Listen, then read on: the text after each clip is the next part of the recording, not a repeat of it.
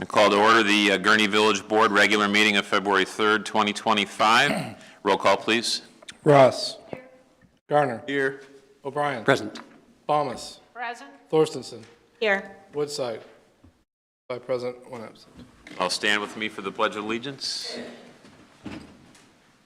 Pledge allegiance To the flag of the United States of America and to the republic for which it stands, one nation, under God, indivisible, with liberty and justice for all.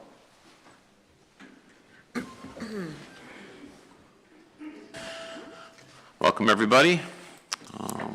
First item on the agenda is the approval of the consent agenda. Is there Second. Motion by Trustee Ballmer, second by Trustee O'Brien. Roll call, please. Ross. Aye. Garner. Aye. O'Brien. Aye. Thomas. Aye. Thorstensen. Yes. 5 aye. Motion passes. Pat? Item number 1, approval of the minutes from the January 27, 2025 meeting. Item number 2, approval of ordinance 2025-03, authorizing execution of an agreement between the Village of Gurnee and Vogue Printers for newsletter printing and mailing services. Item number 3, approval of resolution 2025-02, establishing certain property of the Village of Gurnee to be surplus, Police Department Unit 112, and other small miscellaneous public works equipment. Item number 4, approval of Police Department request to dispose of certain documents as authorized by the State of Illinois Local Records Commission. Item number 5, approval of request from Public Works Department to set a bid date of February 20th, 2025 for the Salt Dome Roof Rehabilitation Project. Item number 6, approval of request from Engineering Division to set a bid date of March 10th, 2025 for the 2025 Street Maintenance Program. Item number 7, approval of Finance Division request to allow Assistant Finance Human Resources Director Erica Wells and Finance Assistant 2 Jennifer Slako to attend the Tyler Connect Conference in San Antonio, Texas from May 11th through 14th, 2025 at a cost not to exceed $6,000. And item number 8, approval of payroll for period ending January 24th, 2025 in the amount of $984,697.99. Item number 9, approval of bills for period ending January 27, 2025 in the amount of $814,873.25. Is there a motion to approve? Second. Motion by Trustee Garner, second by Trustee Thorstensen. Roll call, please. Ross. Aye. Garner. Aye. O'Brien. Aye. Thomas. Aye. Thorstensen. Yes. 5 aye. Motion carries. On to petitions and communications. First one is approval of proclamation designating February 2025 as Black History Month in the Village of Gurnee. Every February, the U.S. honors the contributions and sacrifices of African Americans who have helped shape the nation. Black History Month celebrates the rich cultural heritage, triumphs, and adversities that are an indelible part of our country's history.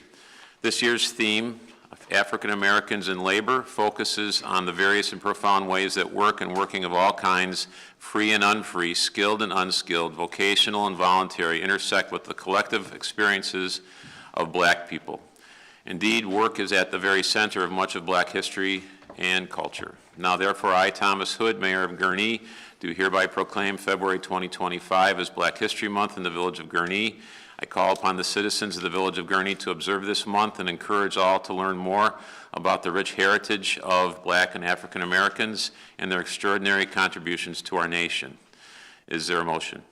So moved. Second. Motion by Trustee Balmas, second by Trustee Ross. All in favor? Say aye. Aye. On to the second item, approval of proclamation designating February 9 through 15, 2025 as Future Business Leaders of America, Phi Beta Lambda Week in the Village of Gurnee.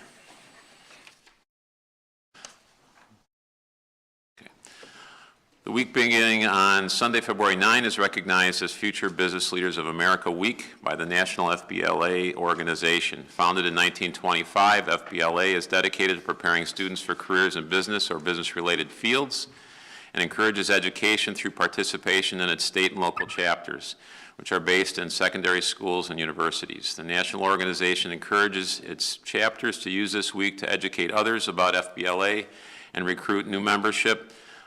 Warren Township High School has a local FBLA chapter, and the village chooses to help promote their education campaign through this proclamation.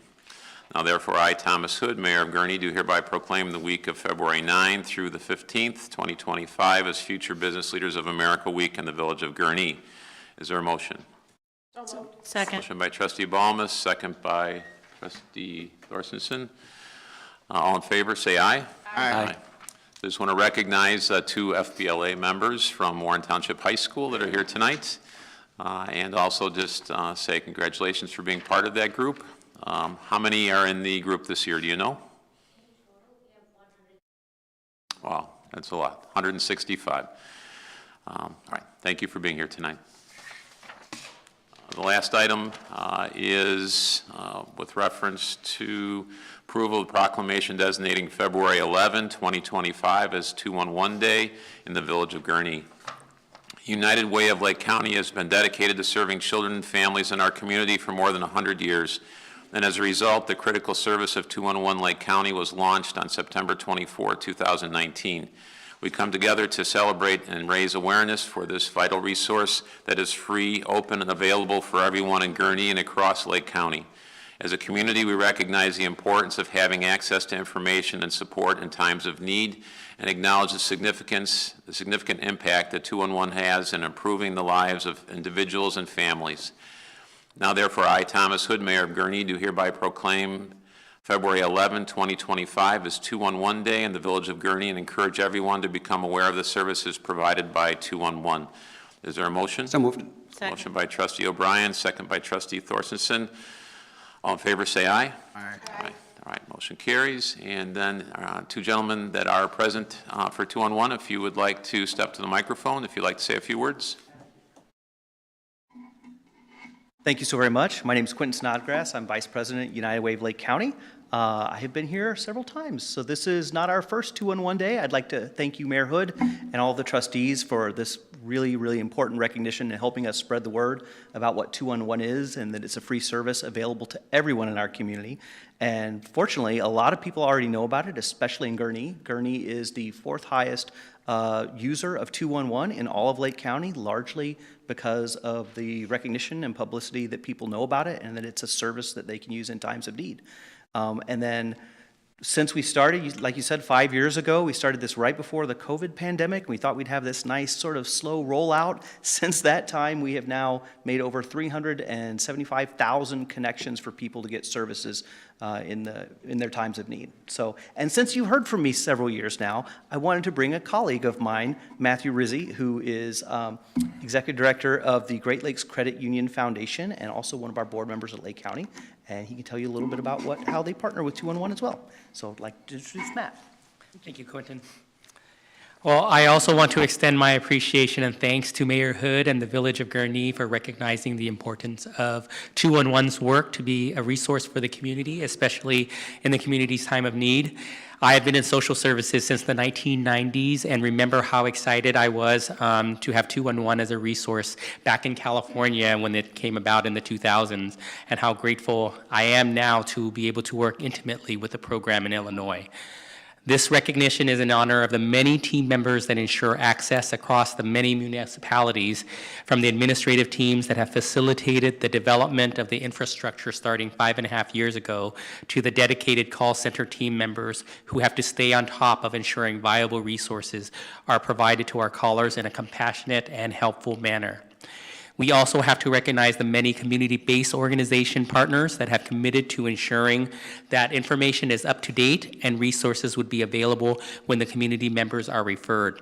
Having outdated information during a crisis compounds the challenges our community members are facing. So as a community-based service organization, GLCU Foundation has a unique dynamic with the 211 program. First, as a trusted referral source, we depend on the 211 program to share our information with those that we have not been able to reach but for the referral.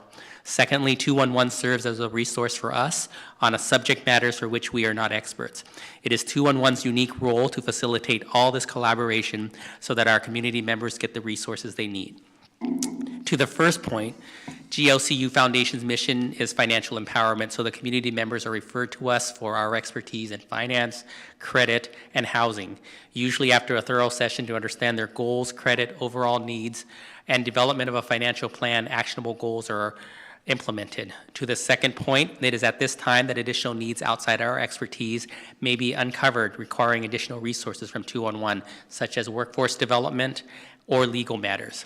This dynamic underscores 211 as the nucleus for building a circle of support in order to resolve the challenges faced by the community members towards attaining their goal. We are grateful to be recognized for the impact of this program. So on behalf of everybody at United Way of Lake County and 211, I want to thank you for honoring us with the 211 Day. Thank you. Thank you for your time. On to reports. Presentation by Deputy Police Chief Jeremy Gaughan, proposed Gurnee Police Department Apprentice Program. Sure. So Jeremy's going to run us through a presentation here. As you know, with the move to Lakecom, our communication operators don't only answer the phone, but do a lot of other duties. So the police department's been working on some initiatives, ideas to fill that gap that's going to be left behind. They've come up with a pretty innovative idea here, partnering with CLC that will not only help fill that gap, but also hopefully create a pipeline of talent and future Gurnee police officers. So Jeremy's going to run us through a presentation here. I just wanted to get some information in front of the village board in case someone was completely against it before we get too far down that path. But I think you're going to like what you're going to hear. So I'll turn it over to the DC. Okay, thank you. This is just like the village administrator said, a proposal for a police apprenticeship program to be considered for next year's budget. So a little bit an overview of the program. As we consolidate the dispatch center, we're identifying a lot of things that need 24/7 coverage, some of those critical, essential responsibilities. Those include everything from responding to lobby walk-ins from residents, answering non-emergency calls. We get over 200 of those a year. Monitoring building and prisoner cameras. We have over 200 prisoners that have to be monitored a year. Tow releases, over 1,000, especially when it comes to repossessions, thank you. Assisting with solicitor permit process, issuing general and emergency community notifications. So dispatch center is the one that if the schools need locked down, if the village hall does, they call over here. When they leave, that is left to us then to handle. Managing door controls, building and entry-exit functions. We talked a little bit about that before. We need a new security system for that to be able to get in and out. But we also need somebody that can manually open doors when people are escorting prisoners through. Contacting Public Works for after-hours operations as needed, supporting traffic control operations for special events like community service officers, entering citations, and then there's a lot of other critical responsibilities that are needed. So to address those, we're proposing a new police apprenticeship program that would involve hiring 8 full-time employees to ensure the 24/7 coverage.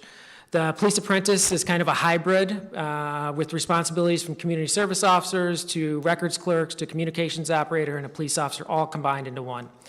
We partner with the College Lake County Apprenticeship Program to recruit high school seniors graduating in May who plan to enroll in the CLC's criminal justice program.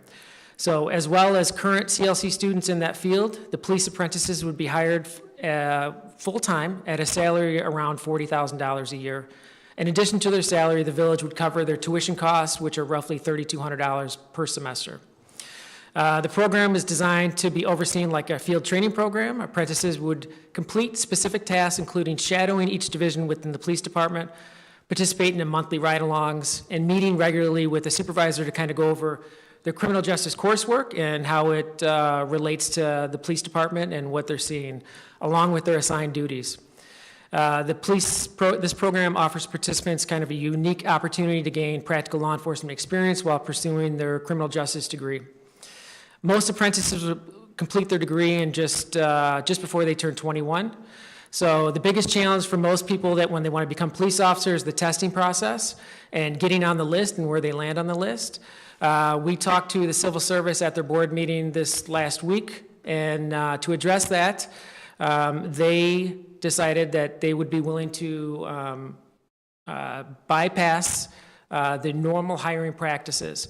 So if we hire someone to be a police apprentice at 18 years old from CLC, we pay them around $40,000 a year to be hired full-time. We pay for their college. In return, they're doing all these ancillary duties for us. They're learning to be police officers, they're learning to be good public servants. And at the end, when they turn 21, as long as they've completed their degree and they have they're in good standing with the police department, then the civil service waives the testing process, so they will not have to do the written test and fall on a list. We can hire them straight from the talented pool of apprentices that we hope we would have. So it not only fulfills like an operational gap left by the dispatch and consolidation, but it kind of strengthens our recruitment pipeline, kind of like a farm team. And, you know, we have 2 years to kind of see what they're like, and they have 2 years to see what we're like. With that, we kind of would look at, as we start off, hiring the 7 apprentices in May, along with an additional supervisor who will fall under the records division to help oversee them, because they would also do part of the records tasks along with other ancillary duties. We'd prioritize hiring Warren Township High School graduates, followed by Gurnee residents attending the College of Lake County, and then we'll expand it out to all the CLC criminal justice students. While we still remain committed to hiring the most qualified, it gives us a chance to look at Gurnee residents and Warren grads. And, you know, when they want the police department to look like the face of the community, you don't look like more of the face of the community if you're hiring right out of the high schools for kids that go there.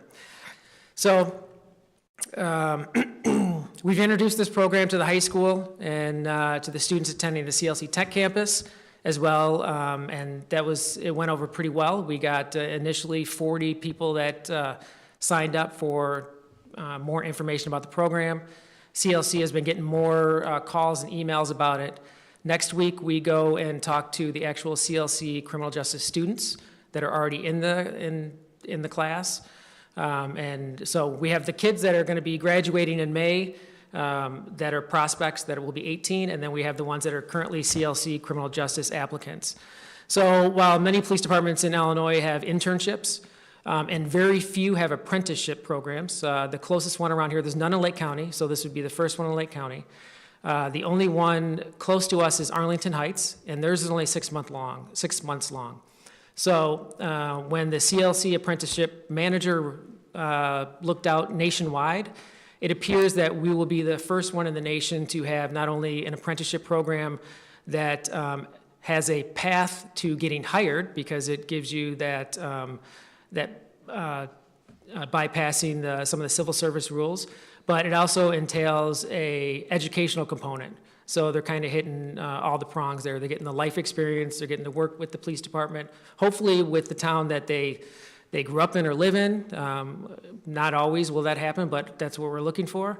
And then they have the educational component with that. So the graduation rate for people going through the apprenticeship program at CLC is 87%, and the employee retention rate is 98%. So it's pretty high, because the students are vested in you because you're paying for pretty much everything. You're paying for their pay and you're paying for their college. So that's the overview of the program. Look to my right, any questions? Trustee O'Brien? What a unique program. Kudos. 2 questions. Will the union allow to bypass the civil servant exam? I don't know whether the two are connected. And then also, as long as I'm still yapping, 40 applicants potentially, 8 positions, and you're just grabbing them right out of high school. How do you know which 8 to grab? Well, we don't. Well, let me start with the first question, and that is the civil service and the union are 2 separate things. So they'll be hired as a civilian employee to start off with, and then once they get to the turning 21 years of age, being able to apply, the union doesn't control any part of the civil service program. So they'll be able to get hired and go to the police academy straight from there. Your second question, as far as how do we know? We don't know.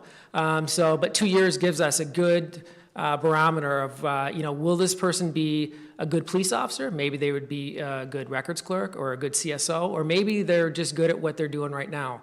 But what CLC is going to do, they're having everyone that's interested. So you have 40 right now, and we're meeting with several hundred people next week. So we're going to have probably quite a few because the interest was really high when we talked about it with the tech campus. We'll get the applications. CLC is making all of them turn in resumes with the application, and then they will do the initial screening, and then they will pass them on to us for us to pick the top 7. And then the 8th, which would be a supervisor, we'll look outside of the CLC for that, somebody with some supervisor experience. Thank you. Trustee Thorson? Outstanding. I couldn't be happier. What, did you say that we're not ready to vote on this, Mr. Muse? So, I mean, this tonight is just a heads up. This is built into the budget that we'll be presenting to the board on March 3rd, but obviously it's a big program, exciting program. As we talked about through consolidation, there would be gaps that would need to be filled, as I stated, that were previously handled by the dispatchers and the DC laid out. So I just wanted to make sure the village board was comfortable with this approach to fill in those gaps, understanding there's a cost that comes along with it, but I think the benefits in this case, if it lives up to what we think it will outweigh those costs and help down the road. As far as, I mean, the recruitment's always been a challenge. That's a ton of HR time for Eric and Christine, so we'll help some of the other benefits, not the main benefits, but those off benefits will benefit the organization as well. So not a vote tonight, just looking for a head nod, thumbs up. One short story. When I did the Citizens Police Academy a year ago, there is a student at CLC that is studying right now, and he needed a full-time job in addition to working there, so he picked up a CSO, I think, in Lake Forest, because we didn't have one open.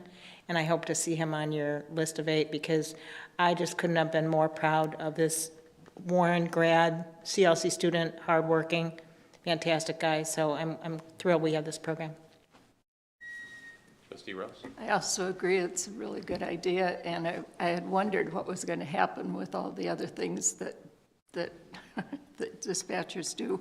But I was just wondering, are you strictly saying 18-year-olds are the only ones that can get in? Because what if somebody has gotten some life experience and maybe for a couple of years and then has decided to go into it? Would they be eligible if they were? Yes, as long as they're going through the College Lake County Criminal Justice curriculum and the program, they have an opportunity to go in. We're working with CLC right now to set some guidelines, not necessarily for age. The age would be 35, but it would be more on the credits. So if they have like 15 credits or less, they'd be eligible to be in the program. That gives them enough time to work with us while working on their education, and gives us about 1.5 years, 2 years with them, so we can kind of get a good reading on them. And like, the nice thing about it is that if they're not keeping up their grades, they're out of the program, and they're also not going to be an employee. So there's an incentive for doing well in school. Left. Trustee Garner or Bowman? Is this only open to Gurnee residents who attend CLC, or is it open to anybody who attends CLC? It's open to everyone at CLC. We're going to look at Gurnee. We're going to look at the Warren kids first and Gurnee residents, but we're ultimately going to pick the most qualified candidate. I like the fact that there's a personal stake in it. You know, they have some skin in the game. I mean, they love their community. I think they would be a good fit as a police officer because they understand the community. Mm-hmm. And so I like that aspect of it. So, yeah, good program. I'm Steve Almus. thrilled by the whole concept of it. But I also do like, besides Warren graduates, that sometimes we don't want to not get input from other communities, other places. So I like the idea of also being a little open to beyond just Warren, Yeah. for just that kind of group input. So, but great, kudos to you guys for coming up with it. So Jeremy, I think that's 6 thumbs up, 7. How about that? So just thank you for thinking outside the box. I think that's sometimes we just kind of do the next thing or what's always been done. My guess is that you won't be the only police department in town that does this after a while, so get the good guys right away. So, yeah, so good job. Okay. No old business, and on to new business. Approval of Public Works Department request to award the well number 2 television survey and pitless adapter installation to Water Well Solutions at a cost of $70,080. Pat? Sure. So the next two items relate to the water system. I'll give you a brief overview. Our water utility manager, Brett Fritzler, is here. You can fill in any additional detail. So you might remember back in 2023, we were having some issues with the pitless adapter at well 2 where it sprung a leak. Patched it at the time, came to the village board with a request, actually went out to bid for replacement of the pitless adapter and installation. Came to the village board at that time. One of the companies that bid on that work actually had a new used pitless adapter that the board approved the village purchasing. We set it to the side for when the time came that we absolutely needed to replace the pitless adapter. So fast forward a year and a half, that's where we're at. 2 weeks ago, there was another leak in the pitless adapter, so I had it excavated, had it welded, another patch over it, but Brett says it's time to get that swapped down. So we believe that the current pitless adapter is original to the well, so the well's from 1974, so I think we've got our money's worth out of it at this point. So reached out to Water Well Solutions. They were the company that we bought the pitless adapter from. They've been servicing our wells since 2017 with great results. In addition, when we bid that work out back in mid-2023, they were the low bidder on the installation. So Brett reached out to them to get an updated quote. They came back at $67,780 to install the pitless adapter, an additional $2,300 to televise the well at that time while it's apart. Based on our experience with them, the work they've done in the past, and them being the low bidder the first time around, staff is recommending to move forward with Water Well Solutions. We have included money in the budget over the last 2 years just in case this situation came up, so there is money to cover the installation. So as to the first item, is there a motion? So move. Motion by trustee O'Brien. Is there a second? Second. Second by trustee Garner. Any questions? Being none, roll call, please. Aye. Garner. Aye. O'Brien. Aye. Thomas. Aye. Thorstensen. Yes. Aye. Motion carries. On to item 2, approval of Public Works Department request to award the lift station control panel replacement project to OK Electric Company at a cost of $419,000. Sure. So a couple meetings ago, we were before the village board to request proposals for this work. As a reminder, we have 8 sanitary lift stations. They basically prevent the sewage from backing up into businesses and residents by pumping it to a higher elevation where then can gravity feed. 4 of those stations are connected to the SCADA system and have control panels that are in good shape. The remaining 4 aren't connected, and the panels are basically worn out. Solicited bids to install new stainless steel cabinets and then get those hooked up to the SCADA system. They had a mandatory pre-bid meeting. We had 9 contractors show up to that meeting. When it came to submitting proposals, 4 of those 9 submitted proposals. OK out of Arlington Heights was a low bidder at $419,000. The other bids ranged from $555,000 to $593,000. Checked OK's references. They came back better than OK.